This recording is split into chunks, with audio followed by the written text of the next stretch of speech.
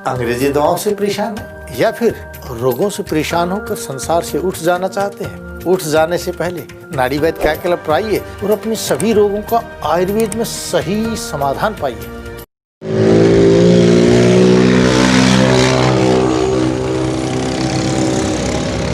देश की आज़ादी का दूसरा आंदोलन चल रहा है।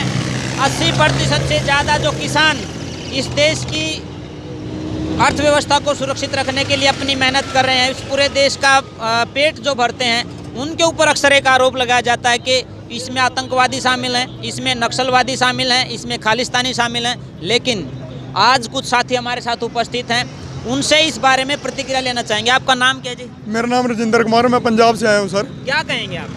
सर जैसे हमें ये आतंकवादी नक्सलवादी कुछ भी बताते हैं, एक किसान है वो अपने हक के लिए लड़ रहा है, उनका बेटा जो सरहद पे देश के लिए लड़ रहा है, उनका बाप कैसे आतंकवादी हो गया?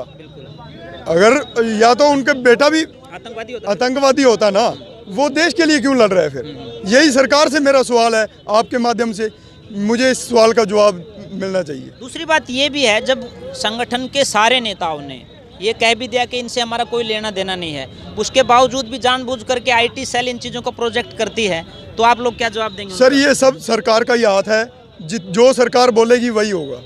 कमांडो साहब, आप यहाँ उपस्थित हैं, साथी कह रहे हैं कि जवान भी शामिल हैं इस पूरे आंदोलन में और आतंकवादी नहीं है। जो जवान सीमा पर लड़ते हैं, उनके पिता वो भी एक तरह से सीमा पर बैठे हुए हैं, दिल्ली की सीमा के ऊपर बैठे हुए हैं, वो भी एक लड़ाई लड़ रहे हैं। आप क्या कहेंगे? देखिए, आपके चैनल के माध्यम से मैं यही चीज़ बार बार दोहरा रहा हूँ कि मेरी समझ से इन झूठ के प्रोपेगेंडों से बाहर निकल के सच्चाई को परखने की ज़रूरत है सरकार को भी।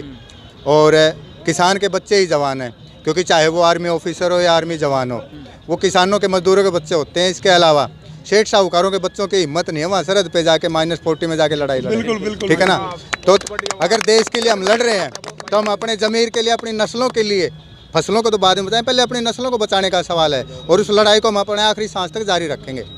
आखिरी सांस तक जारी रखेंगे आंदोलन, ये तो अच्छी बात है, लेकिन जब सांस रहेगी नहीं तो कैसे करेंगे?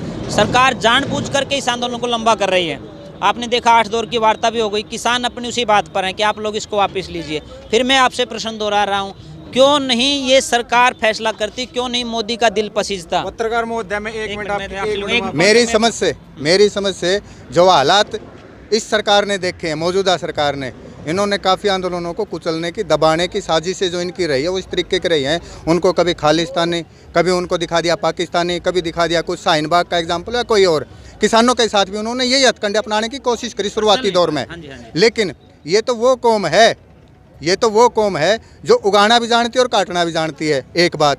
दूसरी बात, जब हम जमींदार होते हैं तो एक दाने को डाल करके जब 6 महीने उसका इंतजार कर सकते हैं, वो कब तक हमारा गेहूं का मतलब पौधा बनेगा और उससे हम गेहूं निकालेंगे। तो ये तो आंदोलन अगर 6 महीने नहीं 6 साल की अगर हिम्मत है ना, मतलब दोबारा इलेक्शन तक भी अगर वेट कर रहे हो ना मोदी, तो हम बैठने के लिए तैयार है। कोई हमारे प्रॉब्लम नहीं है, और प्रॉब्लम आएगी तो झेल लेंगे, हम प्रॉब्लम झेल के ही बड़े हुए हैं। प्रॉब्लम को झेल करके बड़े हुए हैं, और आप सभी जानते हैं किसान को खेत में चोट भी लगती है तो वो घर आकर के नहीं बताता। किसान इतना मजबूत भी है। कुछ साथी और हैं, उनसे हम प्रतिक्रिया लेना चाहेंगे। जी भाई, पत्रकार महोदय में मेरा नाम देवेंद्र है, मेरा गांव डीगल है, जज्जर डिस्ट्रिक्ट में आता है। जी देवेंद्र, क्या कहेंगे? आप कह रहे थे कि सरकार नहीं मानने वाली। हमारे हरियाणा में कहावत है कि बकरी दूध देगी, मिणक मिणक करके देगी। सरकार को मानना पड़ेगा, नहीं मानेंगे तो उनका मनवाएंगे। और आप कानून की बात कर रहे हो, कोई मोदी ने कोई बच्चा पैदा नहीं कर रखा कि वो वापस नहीं जाएगा।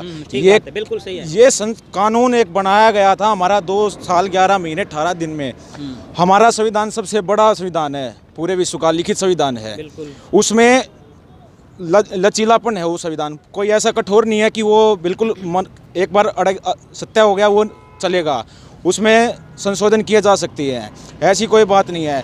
अगर संशोधन किए जा सकते हैं, गलत है तो मोदी सरकार को ये कानून वापस लेना पड़ेगा। नहीं, दूसरी बात ये भी है कि आज तो सरकार कह रही है कि हम लोग किसानों के साथ बैठेंगे, लेकिन जब कानून बनाने की बात आई थी तब क्यों नहीं बैठी? इसके ऊपर क्या कहेंगे? इसके लिए हम ये कहना चाहेंगे, जेब उस टाइम पे मोदी की भरी गई थी, किसान से नहीं पूछा गया था। जिसकी जेब भरी जाती है वो अपनी जेब गर्म करके साइड हो जाता है। मोदी को क्या पता? मोदी एक रात से खेत में ठहर के देखे, उसको क्या पता चले कि फसल कैसे उगाई जाती है? वो तो वहाँ राजघराने में बैठे हुए खाते हैं आराम से, उनको पता नहीं। जो ये लड़ने वाले हैं, ये बॉर्डर पे जो खड़े कर रखे हैं किसान के सामने जवान, वो कौन है? किसी भी मंत्री का एक भी नेता बेटा अगर वहाँ पे हो तो हम आपके वो बात है मरने को तैयार हैं उस चीज़ के लिए। उनको पता होना चाहिए कि ये कैसे बच्चे को पैदा करते हैं और सरहद पे करते हैं। दूसरी बात, अजय कमांडो साहब खड़े हैं हमारे साथ। कल एक अजय कमांडो थे, उन्होंने अपनी स्टेटमेंट दी थी कि है ना, मेरे परिवार के अगर वहाँ पे खड़े हुए हैं तो मैं उनके साथ खड़ा हूँ। कल उनको गिरफ्तार कर लिया गया है। मैं आपके चैनल के माध्यम से ही पूछना चाहता हूँ कि उसकी गिरफ्तारी किस उस पर की गई है? कोई अपने माँ बाप की दुर्गति कैसे सह सकता है, आप बताइए। ठीक बात। साथियों, आप लोग देख रहे हैं इतनी ठंड है, कोई इतनी पिछले 3-4 दिन लगातार बारिश भी हुई। मैं बड़ा दुखी था, हमारे साथी भी दुखी थे कि किसानों के साथ क्या होगा, लेकिन मैं नमन करता हूं इन किसानों के जज्बे को। इसमें से भी हर बात में से पॉजिटिविटी निकाल करके लेकर के आते हैं। पहली बार आप देख रहे हैं 40 दिन से ज़्यादा से एक लगातार धरना चल रहा है और कोई भी हिंसक घटना नहीं होती। इस आंदोलन को कितना अनुशासित आप मान सकते हैं, ये गौर करने की बात है। सरकार कुछ करवाना चाहती, लेकिन किसान टस से मश होने को तैयार नहीं है। और दूसरा मैं प्रश्न आपसे करना चाहूँगा, आतंकवादियों के नारे लगते हैं, कुछ भी किसानों के बारे में कहा जाता है, बुजुर्ग महिलाएं भी हैं, छोटे छोटे बच्चे भी इसमें शामिल हैं, क्या कहेंगे? देखो जी, ये अपनी हक की लड़ाई है और इसके लिए हम लड़ेंगे, जी जान से लड़ेंगे। हमें कोई ऐसा कदम नहीं उठाना जिससे हमारे कौम को नुकसान हो। हम इसके लिए शांतिपूर्ण धरना करेंगे। और ये तो आज आपने देखा होगा कितनी बड़ी संख्या में तादाद में, ये तो केवल एक ट्रेलर था जी, फिल्म तो अभी बाकी है। ये तो ऐसा है, कानून तो वापस लेने पड़ेंगे। लेने के बाद भी 26 जनवरी को हम सभी भाई ट्रैक्टर लेके तिरंगा यात्रा जरूर करेंगे इस चीज़ के लिए। वो हमारा विजयी दिवस होगा। सरकार नहीं मानती है।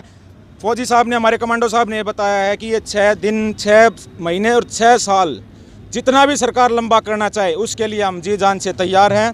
जहाँ कहेंगे वहाँ तैयार हैं मरने मिटने के लिए। सरकार अपने हौसले कितना बुलंद रख पाएगी मुझे नहीं पता, लेकिन किसानों के हौसले बुलंद हैं। 6 दिन नहीं, 6 महीने और 6 साल तक इंतजार करने के लिए किसान यहाँ पर डटे हुए हैं। हम भी आशा करते हैं कि मन पसीजेगा उन नेताओं का जो बड़ी बड़ी थैलियों के साथ अपने बिस्तरों को गर्म करते हैं। आंदोलन फिलहाल गर्म है। देखते रहिए मिशन आर्यवर्त और प्राइम टाइम हरियाणा।